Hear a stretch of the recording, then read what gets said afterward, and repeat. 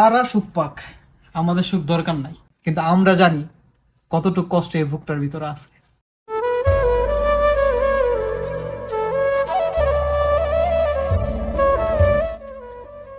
বাইরে বিদেশটা এত সহজ না, যে এত সহজ ভাবেন আপনারা, এত সহজ না। সকালবেলা 6টার দিকে রুম থেকে বাড়িছি, সকালের নাস্তাটাও খাই নাই, আর এখন 3টা বেজে গেছে গা, এখন দুপুরে খাওয়াটাও করি নাই। ভাই টাকার জন্য মানুষ কি না করে ভাই, জীবনটা শেষে বিদেশ করতে করতে, তারপরও সুখ নাই। অনেকে তো কয় বিদেশে আসে ভালো আছে, ভাই সত্যি প্রবাসীরা ভালো নাই, এত কষ্ট করে তারপরও ভালো নাই। পালা থাকবো কি করে ভাই? কারণ টাকা আছে ঠিকই, কিন্তু মনের ভিতর সুখ নাই ভাই। হাজার হাজার টাকা কামাইতে পারে মানুষ, এই সুখটা নাই ভাই। কারণ এই বিদেশ থায় নাই, কিনো কিছু নাই, মা বাবা ভাই বোন কিনো কিছু নাই। তারপর আমরা কষ্ট করে যাই যাতে ফ্যামিলিটা অন্তত ভালো থাকুক, মানুষগুলো সুখী থাকুক। আমরা সুখ না পাই, তারা সুখ পাক, আমাদের সুখ দরকার নাই।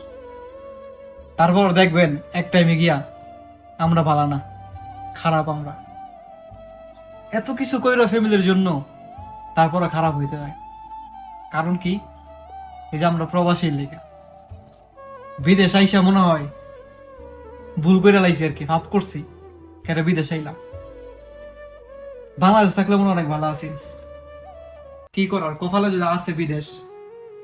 কষ্টের কথা তো সবাই শোনে না, আর আমাদের ভিতরে যে কিরকম লাগে শুধু আমরা জানি, অন্য কেউ মানুষ বুঝলো না কষ্ট কি জিনিস। এই যে সকালবেলায় বাড়িছি, এখনো কিন্তু খাইনি কিনে কিছু। রুমও যামু, রান্না করমু, খামু, পরে বাইরে একটু কথা গেলে ঘুমো, না গেলে নাই, পরে ঘুমাম। প্রত্যেকটা দিন এভাবে চলতেছে। রুমের তে বাড়ি সকালবেলা 6টা, আবার কামাই 6টায়, আবার রুম আই 6টায়, রুম টু কাম, কামের তে আবার রুম, এরকম করে চলতেছে আমার জীবনটা। শুধু আমার না, আমার মতো হাজার হাজার প্রবাসী আছে এরকম করে জীবনযাপন করতেছে। কারণ একটাই, ফ্যামিলিগুলো ভালো থাকুক, ফ্যামিলির মানুষগুলো ভালো থাকুক।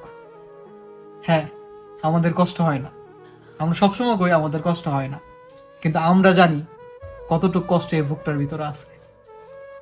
তো যাই, বেশি কিছু বলবো না। সবাই ভালো থাকেন, আর আমার জন্য দোয়া কইরেন। আল্লাহ হাফেজ।